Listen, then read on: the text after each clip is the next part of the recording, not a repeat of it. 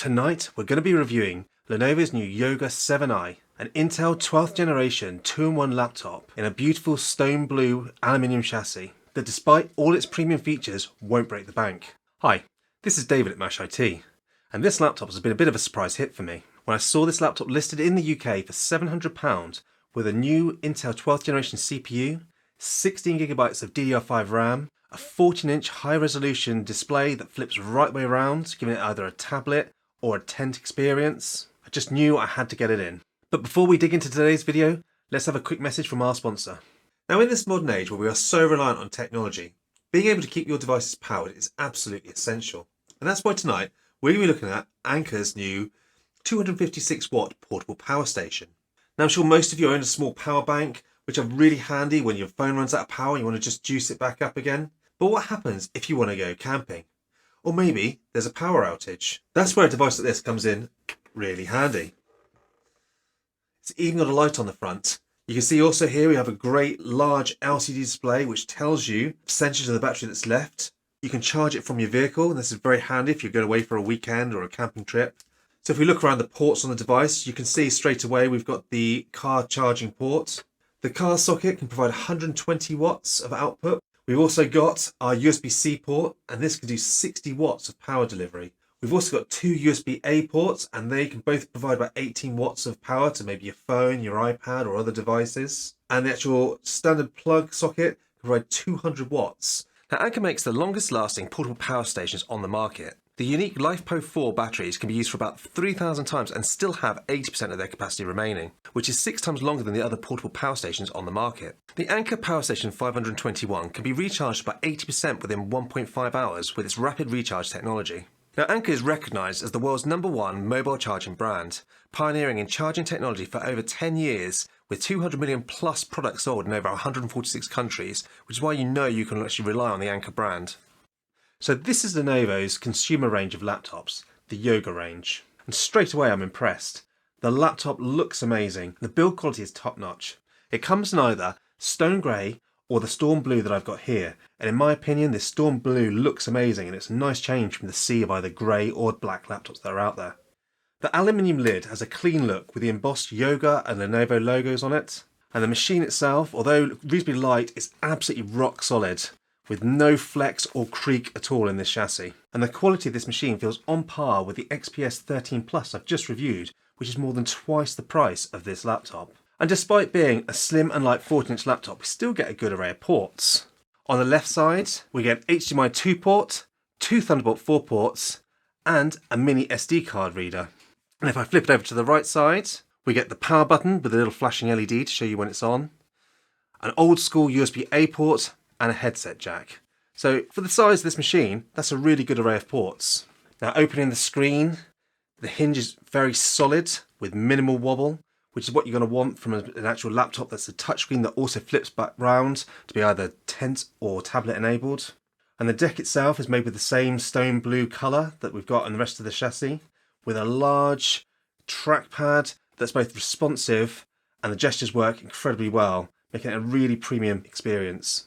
Now, the keyboard is the usual Lenovo quality with great layout, reasonable key travel, great typing feel, making it one of the best typing experiences of any sort of ultrabook out there. And it's also backlit with a white backlight, which is pretty much standard in this day and age. Either side of the keyboard you can see speaker grills which contain 2 upward firing speakers, and there's also 2 downward firing speakers, and they sound like this. Speaker test on the Yoga 7i at 80% volume.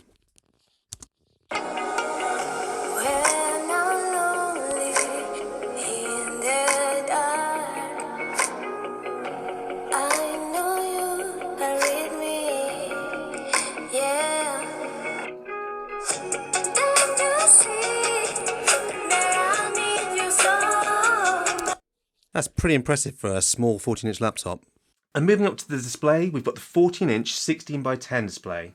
It's got a resolution of 2240 by 1400. And this makes text look pretty sharp and images look great. My only gripe is the brightness. Being a glossy display, it only gets about 300 nits, which in my experience in a bright room is not quite enough. But you can manage it, obviously, if you're managing your light in the room around you. And there's also an option to upgrade to a 400 nit OLED screen with 90Hz and high resolution of 2800 by 1800, so that could very well be an option if you're interested in this laptop. And above the screen we've got the webcam, which looks like this. And this is a test of the webcam and the microphones on the Lenovo Yoga 7i laptop. And the webcam also includes Windows Hello facial recognition, which on this price point is absolutely amazing, and I'm really pleased to see it. Now, getting inside this laptop is quite straightforward. You've got a few pentalobe screws, and once you're inside, you can unfortunately find that only the SSD is upgradable. And that is an area where Lenovo have saved a bit of money on this laptop. They've installed a 512GB Gen 3 drive. It's pretty good for Gen 3 speeds, but it's half the speed pretty much of a Gen 4 drive. But in all honesty, outside of benchmarks, in day-to-day use, I think you'd be hard-pressed to notice the difference. I think this is a sacrifice that's well worth making on Lenovo's behalf to get the cost down on this machine. So now let's look at the performance. And this has a 12th generation i5 1240p processor. Now this processor has 12 cores, 4 performance cores and 8 efficiency cores, giving us much better CPU performance than last year's 11th gen. And when we're running our usual Cinebench R23 benchmarks and comparing against some of the other 12th generation 1240p processors that we've had in recently, this is kind of middle of the road in this laptop. It's giving us decent multi-core scores and average single-core scores. And the reason being is because I believe this is functions as a tablet, tent and laptop, they've gone quite conservative on the wattage with this machine. So the temperatures never get particularly high, it never gets particularly loud, and you're still getting good performance, but it's not quite as performing as the XPS 13 Plus we recently reviewed. And with regard to the graphics, this laptop has the onboard Iris built into the actual Intel 1240p. Now this Intel Iris chip is pretty long in the tooth now. It's the same Iris graphics card we've had for the last couple of years, and it's scoring pretty much exactly the same as all of the 11th gen Iris processors that we've used, and the same as the XPS 13 Plus and Galaxy Book 2 we've also reviewed recently. It's not to say it's a bad chip. You can do some casual gaming on this. You can do plenty of like Photoshop, Blender, all sort of non-demanding 3D applications. You wouldn't want to be video editing or doing any heavy 3D rendering. The Intel graphics just aren't up to that. But for your day-to-day tasks and your word processing and media consumption, absolutely more than enough, and it feels very snappy. And as I say, you can do some sort of light gaming on here. And whilst we're talking about light gaming, we tested this for heat and noise. Now, this laptop has 3 profiles: the quiet, the balance, and the extreme. We did all our benchmarking in the extreme mode, but if you put it on the quiet, you're dropping down the wattage, but it also makes this an incredibly quiet laptop at about 36 decibels. And as you go to balance, you're just over 40, and you're like bringing up the wattage and slightly more performance. And in the extreme mode, you're about 28 watts on this CPU, and only about 48 at maximum on the fan noise, which still isn't that loud, especially compared to gaming laptops. The internal temperatures are incredible, much better than the XPS 13 Plus we recently reviewed. So it isn't quite as powerful. They're running it at a little bit lower wattages than the XPS 13, but the temps are in the sort of the 60s on the CPU, as opposed to the XPS, which got right up to 100 degrees C. And it also translates well to the external temps on the actual keyboard.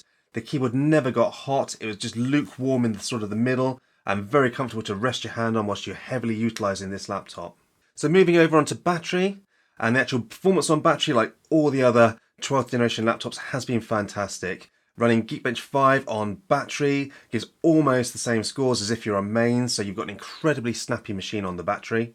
And with regards to the battery life, this fared pretty well, and running our usual battery test, streaming YouTube over Wi-Fi at 200 nits of brightness and using the onboard speakers, we got 9 hours and 20 minutes before we ran out of battery. Not a bad result. So that leads me through to the conclusion on this machine, and I have to say, I think for the price you're getting an absolute bargain with this machine. £700 in the UK is an incredible price for the amount of features and the specifications you're getting on this laptop. A touchscreen with a high resolution, a laptop that you can flip right round and use as a tent or a tablet mode, a great backlit keyboard and trackpad, a solid construction, and 16GB of RAM, and the 1240p for £700 is a really good price. And this is such a solid all-round package that I just don't think you can go wrong for this sort of money. Throw in the fact that you've got great port selections for a laptop of this size and good battery life, and it doesn't get hot or loud. This is a great all-round unit. Well, as usual, I'd love to hear your thoughts. What do you think of this laptop? Do you think it's worth the £700? Do you think it's a bargain? Put your comments down below and I will get back to you. And as always, thanks for watching.